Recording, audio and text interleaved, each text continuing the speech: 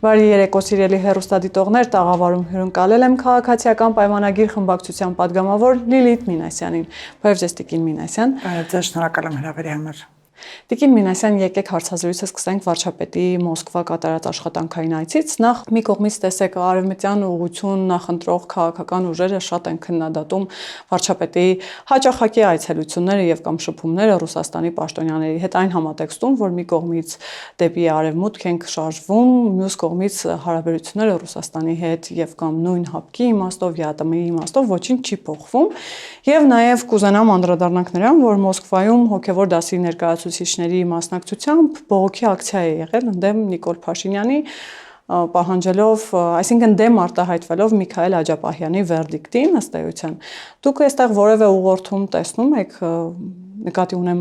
այստեղից Հայաստանից, եւ քանի որ գիտենք, որ Ռուսաստանում հաճախ չէ, որ նման քաղաքական բնույթի բողոքի ակցիաներ կլսենք, սա կտեսնենք եւ կլսենք, սա ինչով է պայմանավորված։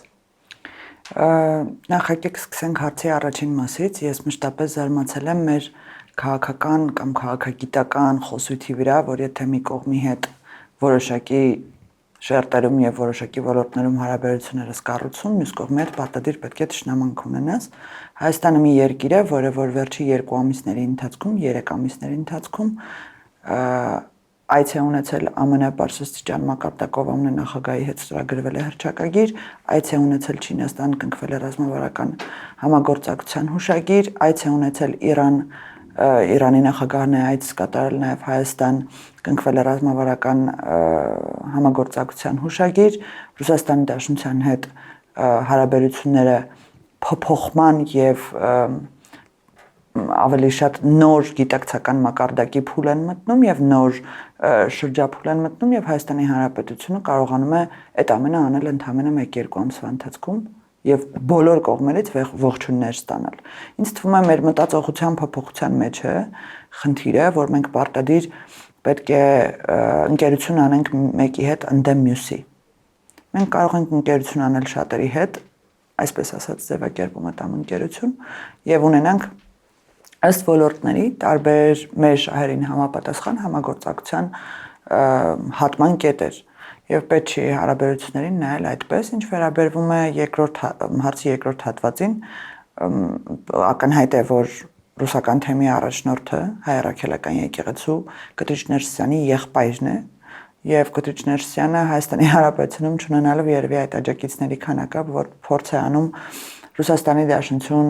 երկրի ղեկավարի այցի ժամանակ ցույց տալ, որ Ռուսաստանում ապրող հայերը ինչ որ ընդդիմություն ունեն, ընդդիմադիր հայացքներ ունեն նաև իրավական ճանապարհով դատարանի որոշման հետ։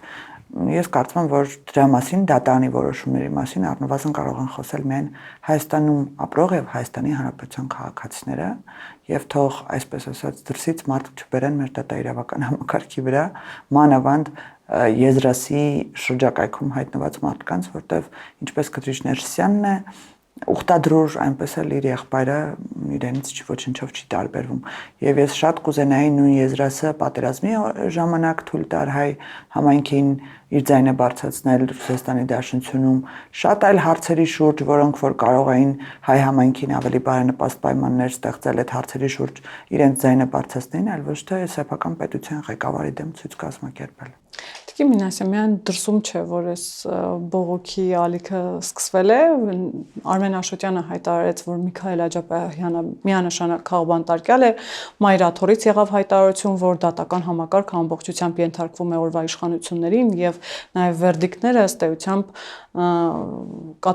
այնպիսի վերդիկտներ են, որոնք հիմնականում ձեր իշխանության սրտով Դուք են։ ինչ գործ ունեք ազատության մեջ։ Այդ բոլոր ասողներին այդ հարցը ուզում եմ տամ, դուք ինչ գործ ունեք ազատության մեջ, եթե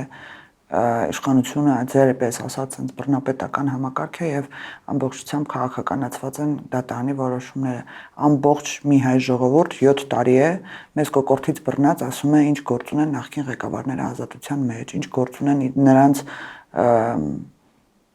շրջակա միջավայրը, որը որ իրենց աչքի առաջ է կատարել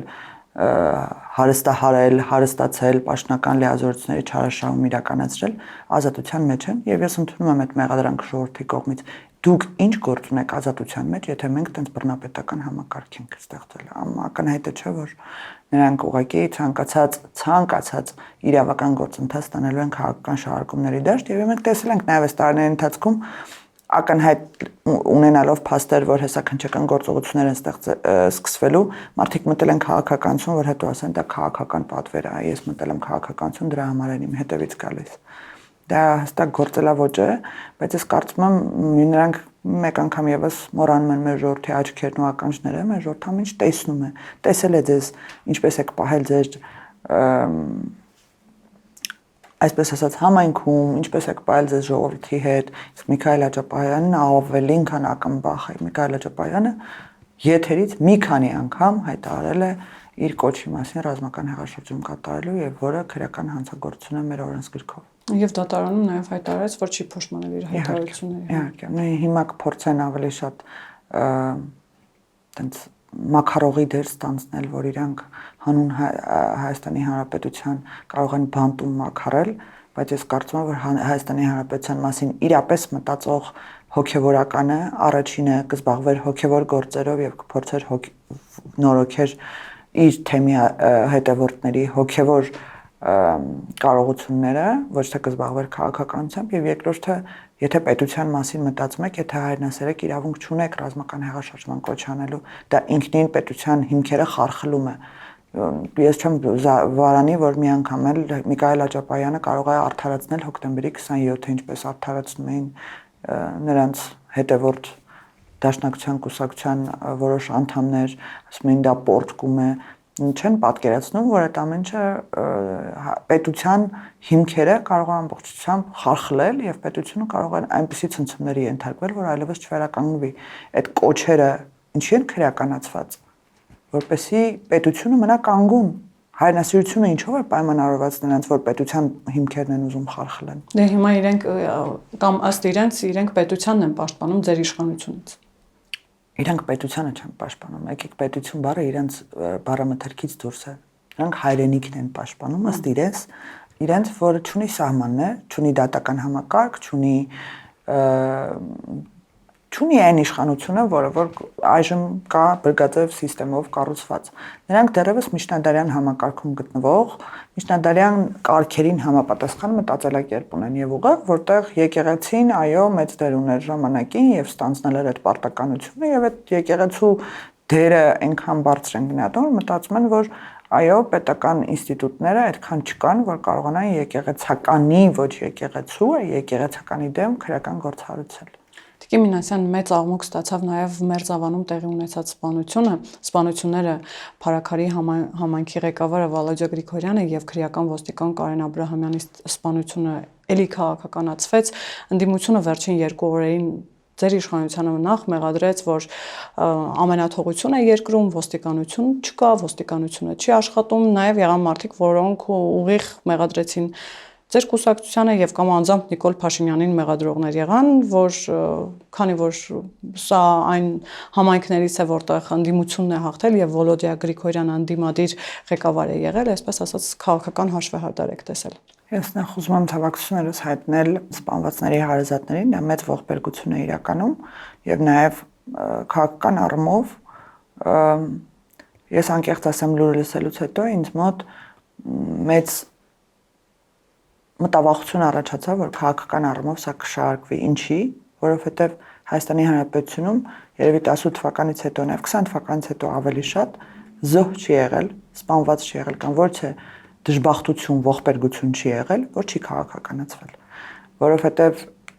այդ մարդի գործելավոճը ու ես կարծում եմ, որ հենց հարազատները որը ժամանակ անց կարձագանքեն այդ քաղաքական խոսույթին, որ սպանվածը քաղաքական հաշվեհարդար էր, սպանելը ընդդիմադիր քաղաքապետի կամ Նիկոլն է սպանել այս արտահայտությունը կամ 4-րդ հանրապետության սկիզբն է դրվել այս սպանությամբ, այսպիսի նմանատիպ խոսույթ 3 ամբողջ օրներ դաշտում եւ ես ուղղակի ապշած եմ այդ մարդկանց հոգեկան առողջության վրա առաջինը, երկրորդը ինչպես կարելի է սպանությունը կամ նման ողբերգությունը կապիտալիզացնել քաղաքականապես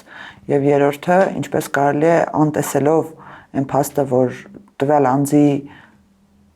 հարազատները, բարեկամները ողբում են եւ սքի մեջ են, դուք փորձեք դա բերեք քաղաքական դաշտ եւ դրա վրա հիմնեք ձեր քաղաքական խոսույթը։ Ես կարծում եմ, որ դրա արձագանք կստանան այդ նույն քաղաքական ընդդիմախոսները նաեւ ընտրությունների միջոցով, հարազատների միջոցով են մարդիկ, ովքեր տեսնում են, որ այդ տմարդի գործելավոճը շարունակվում է, շարունակել են իրենց պատասխանատար քաղաքական ընդդիմությանը։ Բայց ինչ վերաբերվում է իրավապահ համակարգի մասով, ես հորդորում եւ պահանջում եմ, որ այս հանցագործությունը պետք է շատ խստիվ դատապարտվի բոլոր կողմերի կողմից եւ ամենակարևորը շատ արագ պետք է իրականացվի քննչական գործողությունները եւ հանգուցալուծում տեսնի հասարակությունը, որպեսզի այդպիսի խոսությունն ինքնին այլևս իջիկ դառնա։ Այստեղ վարչապետի հորդորի մեջից կուզեմ ընդգծել մի հատված, երբ դեռ ամիսներ առաջ ընտրություններից մի փոքր առաջ էր Փարաքյարում էլի տեղի ունեցան սպանություններ։ Ես կարծում եմ, որ իրավապահ համակարգը իր զգոնությունը կորցրել է ինչ-որ մասում, եթե այդ սպանությունը երկրորդ անգամ կրկնվել է, այսպես ասած,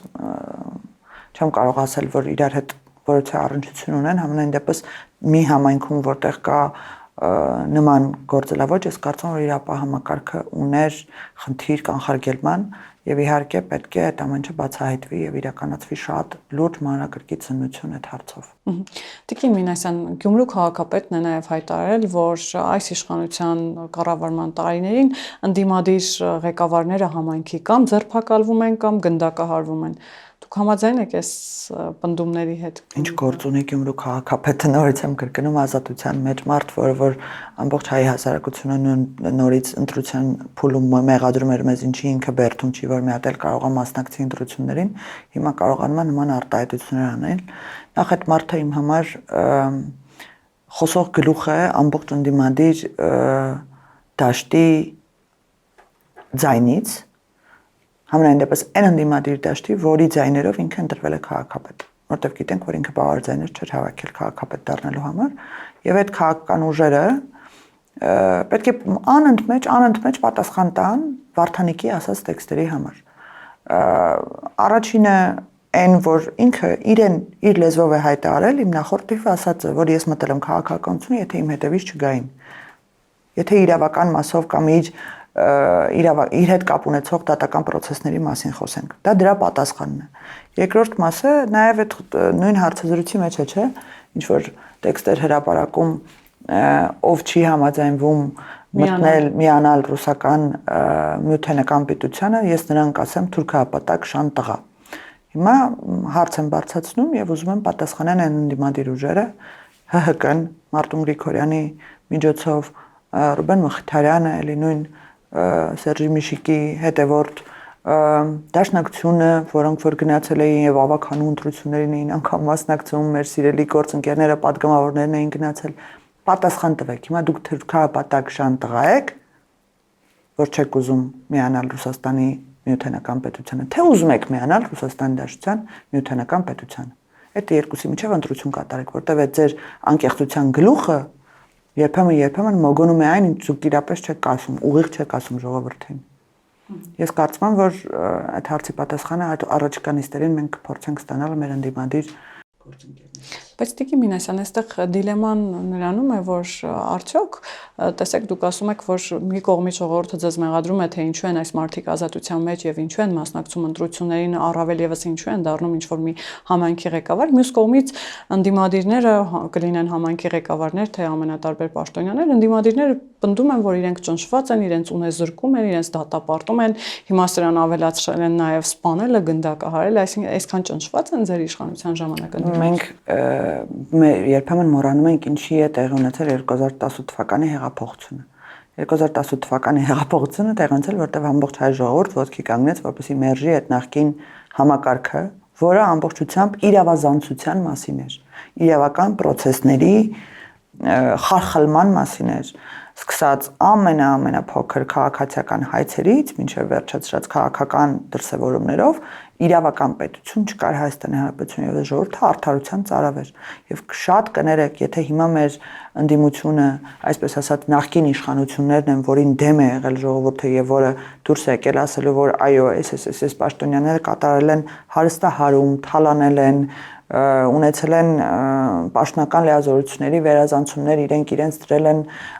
շատ ավելի բարձր քան ժողովուրդն է այդ դերում եւ փորձել են նվաստացնել ճնշել ժողովրդին ազատ խոսքը սահմանափակել այդ ամենը տեղի ունեցել 18-ից առաջ հիմա այս մարդիկ ովքեր այն ժամանակ իշխանություն են եղել հիմա ընդդիմություն են իրավական գործընթացները սկսված են 18 թվականից ի վեր այլևս Հայաստանի Հանրապետությունում չկա արտոնյալ Եվ կներեք, հիմա եթե ձեր դեմ էր դուրս եկել ժողովուրդը եւ դուք եք այդ ամենը իրականացնում, ում դեմ պետք է իրականացվի այդ իրավական process-ները։ Ու շատ հետաքրքիր դրվագել կա, էլի, այն դատավորին ծափ են տալիս, որը իրենց կալանքի միջնորդությունը մերժում է, մյուս դատավորին ոտնահարում են, որը հանկարծ կալանքի միջնորդություն է տալիս։ Կարող է հանգիստ թողեք այդ դատական համակարգը, իրապես հասկանանք ով է արդար, ով ոչ։ Եթե դուք տենց արդար եք եւ ամեն ինչ շատ մաքուր է, դուք խաղ բանտարկյալներ խոսույթն եք անդադ ներմուծում, երբեմն ազգային ժողովում դատաիրավական համակարգի հարցեր նախագծեր քննարկելուց կամ դատավորներ ընտրելուց փորձեք абստրահվել միայն ձեզնից եւ ձեր շրջապատից խոսել իրական խնդիրների մասին։ Դուք միայն խոսում եք այն դատական process-ների մասին, որոնք ձեզ են հուզում, որ ձեր լափամանից օգտվողներն են այդ դատական process-ների մեջ եւ դուք պետք է պաշտպանեք նրանց որպես քաղաքական, այսպես ասած, ձեր քաղաքական գործունեության արդյունքում են նրանք հայտնվել բանտում օրինակ։ Շատերը Բագրատ Սրբազանի եւ մնացածի պաշտպանությամբ են զբաղված։ Մի անգամ խոսել եք մի քաղաքացու խնդրից, որը ունի դատաիրավական համակարգի հետ խնդիր։ Մի անգամ հարց բարձրաձայնել եք դատական կամ իրավական հարցերի կամ քննչական մարմինների, դատախազական մարմինների խնդիրների մասին, որը ձեր հետ առնչություն չունի։ Ինձ թվում է ընդդիմությունը sense մի հատ փոքր պղպջակի մեջ ապրող հատված է իր մարգինալ խմբակով եւ իր մարգինալ հետևորդներով, որոնք շատ փոքր մաս են կազմում հասարակության եւ ընդհանրապես հասարակությունից կտրված են։ Եվ որն է ապացույցը իմ ասածի, ամբողջ հասարակությունը մեզ մեղադրում է, թե դրանք խեն ազատության մեջ, նրանք մեղադրում են մեզ, թե եք մեզ բանտարկում։ Ինձ թվում է խզումը ակնհայտ փաստ է, չէ՞։ Երբեմն նաև միանում են եւ օրինակ Գյումրիի պատկերով դառնում են ղեկավար։ Այո։ Տիկին Մինասյան, լավ, ընդդիմության դեպքում հասկանալի է քիչ թե շատ խորհրդարանական ընդդիմությանը նկատի ունեմ։ Ինչ խնդիր ունի նաև Լևոն Տեր-Պետրոսյանը, որովհետեւ որես Լևոն Տեր-Պետրոսյանը իր խոսույթով միացավ Ռոբերտ Քոչարյանին եւ Սերժ Սարգսյանին, ըստ էության մեղադրեց Նիկոլ Փաշինյանին 2020 թվականի պատերազմը հրահրելու համար, ասաց, որ Արցախը Հայաստան է եւ վերջ խոսույթն է եղել պատերազմի իրական պատճառը, մեղավորությունը, այսպես ասած։ Վտանգավոր չի այս խոսույթը, որ ըստ էության նախկին բոլոր 3 նախագահները ձեր իշխանությանն են մեղադրել 2020 թվականի պատերազմը սկսելու, սանձազերծելու, հրահրելու, հենց նման բառերով էլ իրենք բնութագրում են։ Դե Ադրբեջանի փաստաբանական գործունեությունն են ծավալում, իրականում երրորդ նախագահը արդեն մի քանի տարի է չի տարբերվում մեր խորհրդարանական ընդդիմությունից, թե իր քաղաքական հայացքներով, թե մտածելակերպով, թե անգամ այս վերջին գրառումներից հետո բառամթերքով, որը ինձ համար իրականում է ցավ է, որտեղ մշտապես հայ հասարակությունը ինչ էլ չլինի առաջին նախագահի հանդեպ հարգանք ունեցել է առնվազն նման բառակույտ չլսելու համար։ Իսկ այժմ մենք տեսնում ենք, որ այդ բառամթերքը ընդհանրապես չի տարբերվում այդ մասով, իսկ երկրորդ մասով ես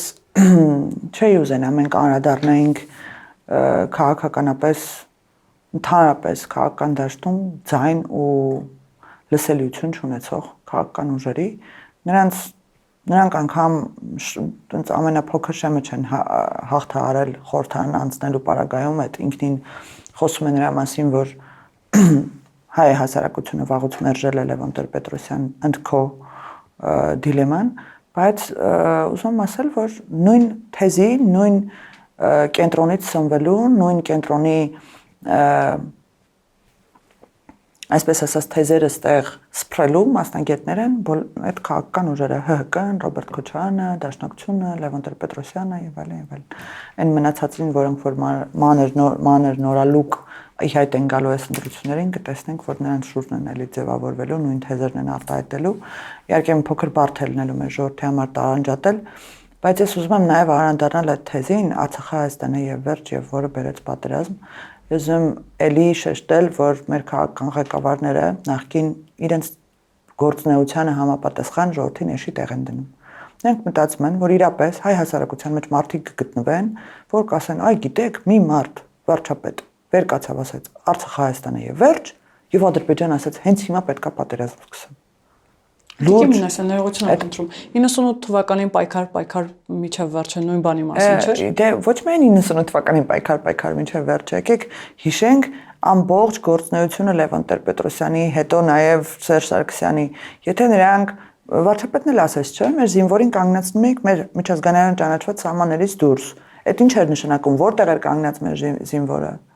Դուք եթե ասում եք, որ Արցախը Հայաստանն է եւ վերջը, այսինքն այդ թեզը կարող էր բերել պատերազմ, ըստ ձեզ պետք է այդ այն 94 թվականից հրադադարից հետո ցանկացած գործունեություն, որը որ Հայաստանի Հանրապետությունը որպես պետություն իրականացրել է իր սահմաններից դուրս, պետք է հրահրեր պատերազմ։ Ես չեմ ստանձնի այն դերը, որ հիմա փորձում են նրանք ասել Հայաստանի Հանրապետության դեպ ցուցմունք է տալիս, բայց հարգելներս, այդ ցուցմունքը տվել եք դուք, Սերժ Սարգսյանը մի քանի անգամ հայտարարել, որ Հայաստանն է հարձակվել, քաղաքացիական ենթակառուցվածքներ թիրախավորել, դուք ամեն օրյա կտրվածքով ամբողջ հայտարարում եք, որ Նիկոլ Փաշինյանն է բերել պատերազմ, Նիկոլ Փաշինյանն է պատերազմի հեղինակը, չմոռանալով, անգամ երբեմն Լեռնային Ղարաբաղի մեր հայրենակիցներն են այդ մտածմունքով խոսում, որ դուք եք մեզ տեղահանել, այդ խոսույթն էլ կա։ Ես ուզում եմ այդ սարսափելի խոսույթին վերջապես գնահատական տալ ժողովուրդը, որովհետև այդ նշանակում է Հայաստանի Հանրապետությունն է իր ողբերգությունների համար միակ եւ տենց ամբողջական պատասխանատուն, որը շատ մեծ հետևանքներ կարող ունենալ Հայաստանի Հանրապետության համար իրավական process-ներում, միջազգային իրավական process-ներում։ Մենք գիտենք, որ այդ ամենի հեղինակ եղել է Ադրբեջանի Հանրապետությունը եւ Ադրբեջանն է սանձազերծել պատերազմ 20 թվականին, 16 թվականին, դրանից առաջ զոհերի հեղինակն է Ադրբեջանն է ունեցել հիմնավորումներ ըստ իրեն եւ Ադրբեջանն է կատարել էթնիկ զտում, բռնի տեղահանում, մենք ամբողջ օրը ընկած միջազգային հանրության դռնեդուռը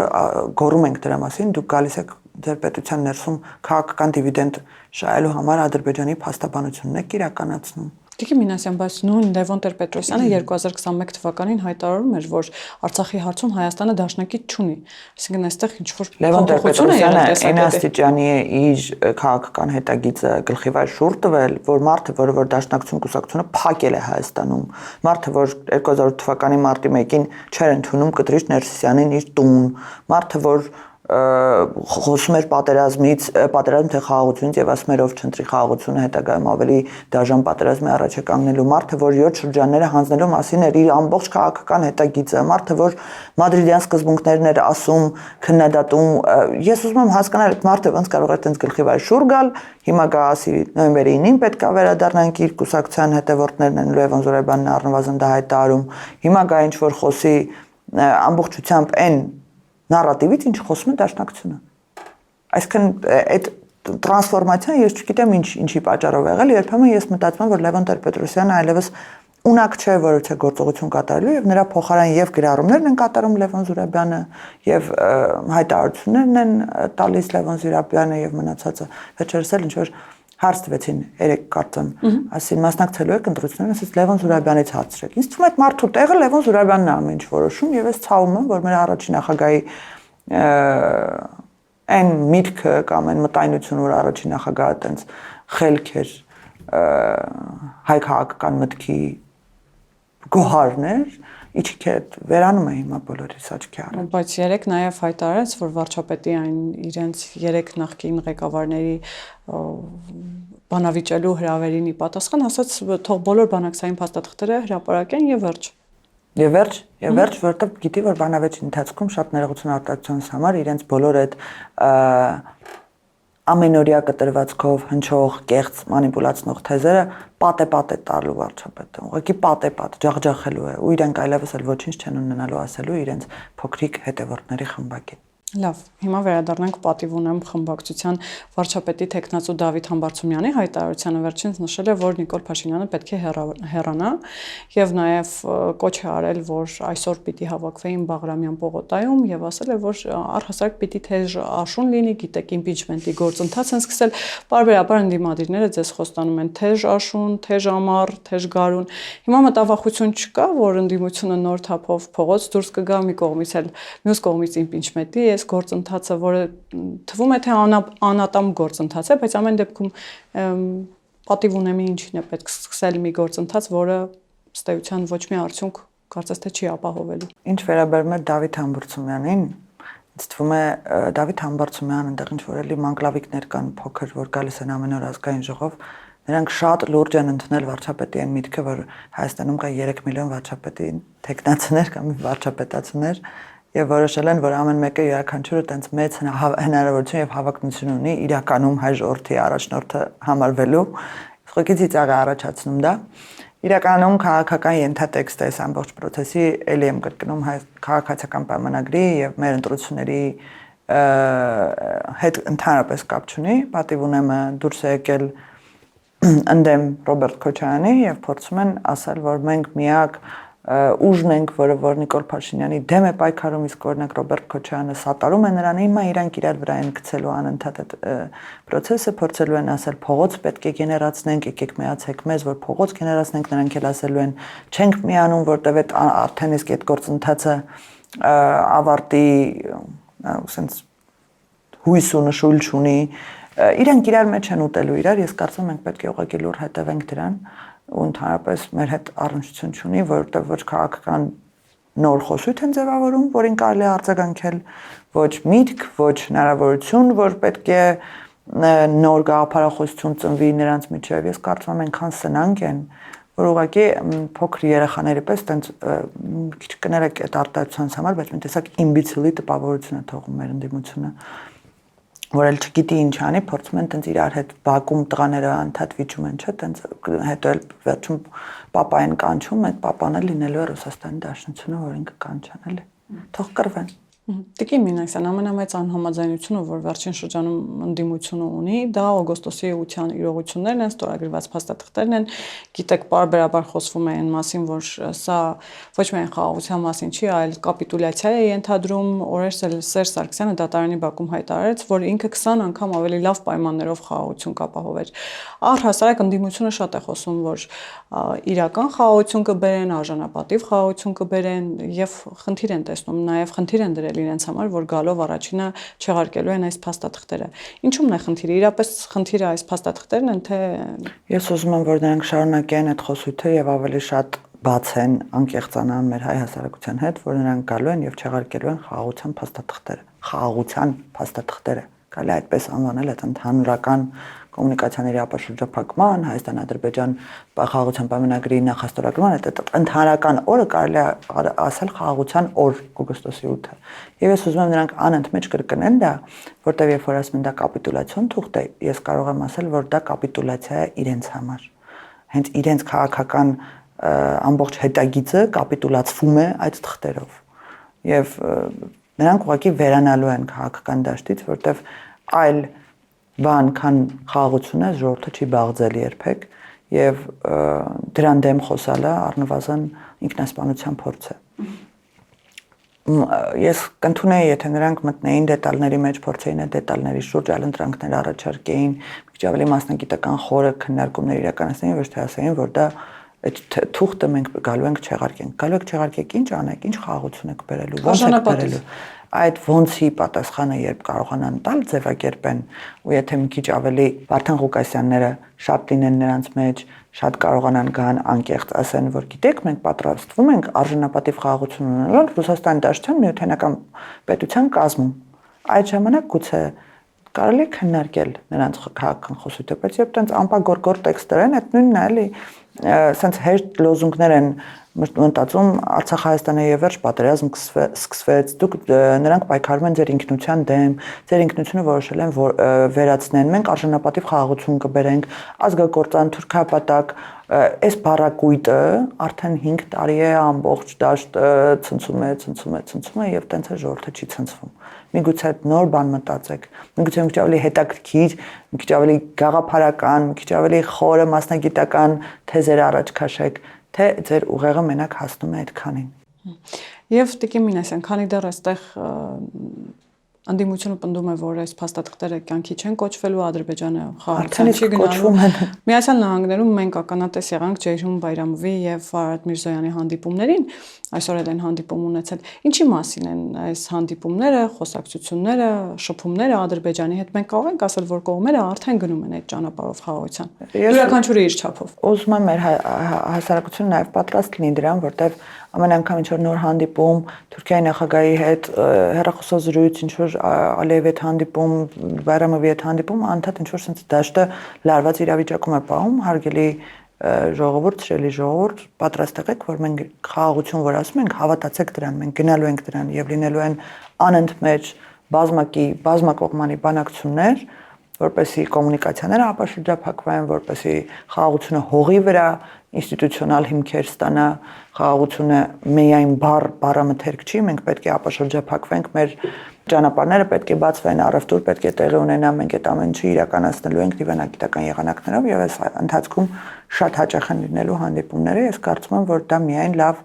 բանակցային գործընթացով հարցերը լուծելու ճանապարհի հիմքն է։ Այսինքն խաղաղությունը ավելի առարկայական է դառնալու եւ դրանից պետք չի զարմանալ։ Իհարկե։ Շնորհակալ եմ Տիկին Մինասյան։ Ես եմ շնորհակալ։ Հիշեցնեմ, որ զրուցում էի քաղաքացիական պայմանագիր խմբակցության падգամավոր Լիլիթ Մինասյանի հետ, կհանդիպենք։